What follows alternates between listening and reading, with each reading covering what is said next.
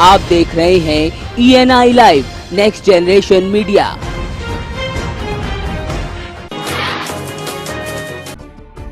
दिल्ली के मुख्यमंत्री अरविंद केजरीवाल ने कहा है कि ईवीएम के कीचड़ से कमल ही निकलेगा। इस सवाल पर मंत्री बलदेव सिंह ओलख ने कहा कि ये उनकी मानसिकता का किरदार है। उन्होंने कहा कि अगर कमल का निशान निकल रहा है तो पंजाब में कांग्रेस कैसे जीती और दिल्ली में आम आदमी पार्टी की जीत कैसे हो गई। ऐसा है, यहाँ माननीय प्रधानमंत्री मोदी जी की पूरे हिंदुस्तान में लहर है। वो हर स्टेट जीत रहे हैं। अगर फूल के का ही निशान निकल रहा है तो पंजाब में कैसे कांग्रेस जीत गई? आप बताइए ना, आप कैसे जीत गए दिल्ली में? ऐसा नहीं है। कहने का मतलब यह है कि लोगों ने देख लिया है, जनता ने देख लिया है कि हमारा कौन राजा हो सकता है, और माननीय मोदी जी को राजा के रूप में, देश के राजा के रूप में मान लिया है। संभल में करीब 6 घंटे चले रेस्क्यू ऑपरेशन के बाद 22 फीट गहरे कुएं में गिरे किसान को सकुशल बाहर निकाला गया। दरअसल किसान ईंट निकालते समय कुएं में गिरा था। आनन फानन में पहुंचे प्रशासन ने रेस्क्यू ऑपरेशन चलाया और किसान को बाहर निकाला गया। फिलहाल किसान को अस्पताल भेजा गया है।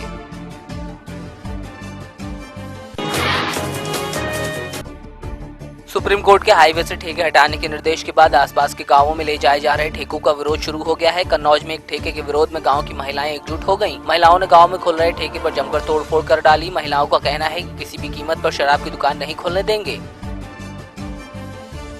बाईपास पे ठेका रखा हुआ था, यहाँ पर नहीं रहना चाहिए। हमारे बच्चों का भी भविष्य बेकार हो जाएगा, हमारी माता बहनों का भी भविष्य बेकार होने। यहाँ दारू पियेंगे, उल्टी सीधी पकड़ेंगे, हमको नहीं पसंद, मार मार के गिरा देंगे।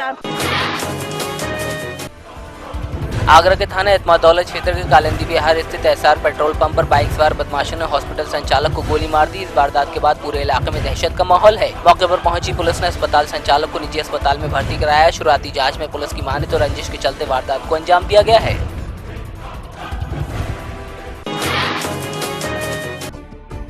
बलिया के रसला में कैबिनेट मंत्री ओम प्रकाश राजभर का प्रथम आगमन हुआ। वहीं यहां उनके समर्थकों ने जोरदार स्वागत किया। इस दौरान उन्होंने कहा कि भाजपा द्वारा किए गए सम्मान को हमेशा ऊपर उठाने का काम करेंगे। उन्होंने कहा कि प्रदेश में ये पहली सरकार है जिसने पिछड़ों को सबसे अधिक सम्मान दिया है।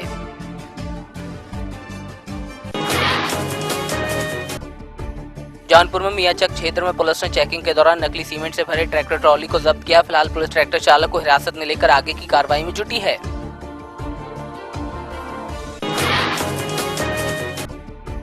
बदलापुर सामुदायिक स्वास्थ्य केंद्र के नजदीक चल रहे अवैध पैथोलॉजी सेंटरों पर जौनपुर स्वास्थ्य विभाग की टीम ने छापामार कार्रवाई की, तो वहीं अवैध पैथोलॉजी सेंटर को सीज किया गया। कार्रवाई के बाद पैथोलॉजी संचालकों में हड़कंप मचा हुआ है।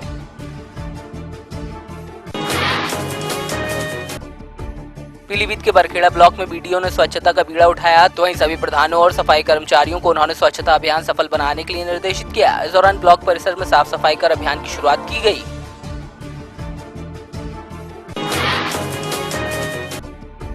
संत कबीर नगर में मेहदावल तहसील में एक न्यूज चैनल के रिपोर्टर के साथ बदसलूकी के बाद पत्रकारों में रोष है, जिसके बाद पत्रकारों ने रोष जताते हुए कार्रवाई की मांग की। उधर जिलाधिकारी ने कार्रवाई का आश्वासन दिया है।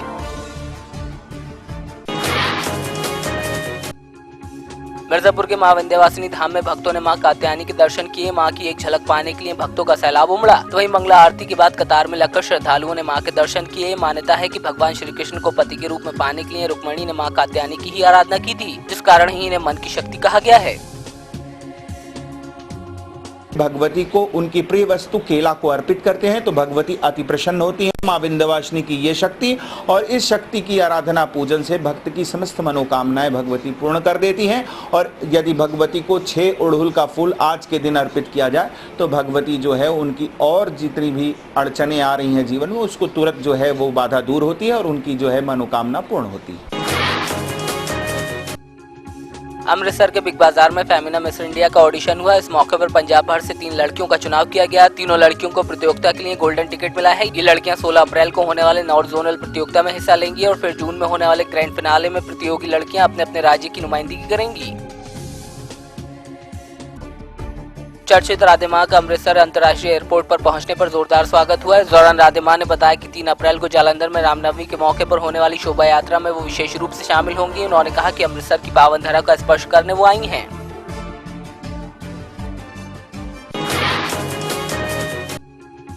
नांदेड़ जिले के देगलूरू में चैतन्य महाराज के प्रवचन का कार्यक्रम हुआ। इस दौरान महाराज के प्रवचनों को सुनने के लिए भारी संख्या में भक्त पहुंचे। तो वहीं धोंडा महाराज स्मारक मंदिर में कार्यक्रम का आयोजन किया गया था।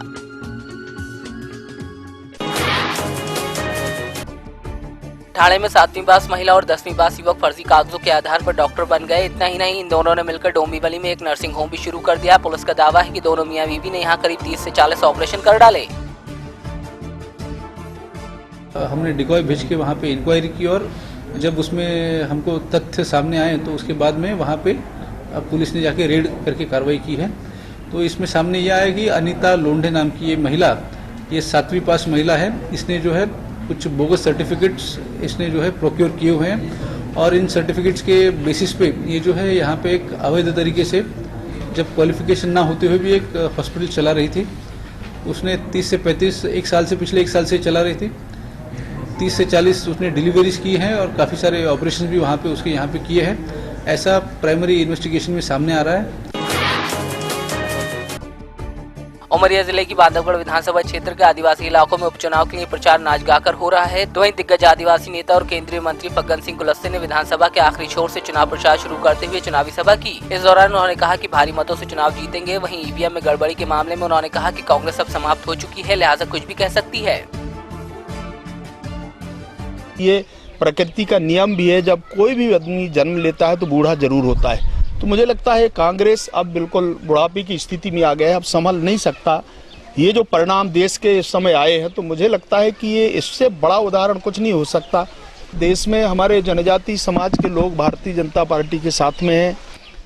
कांग्रेस को अभी पनपने में पता नहीं कितना समय लगेगा, परंतु मैं ये कह सकता हूँ कि कम से कम 15-20 साल तो उसको पनपने में लगेगा।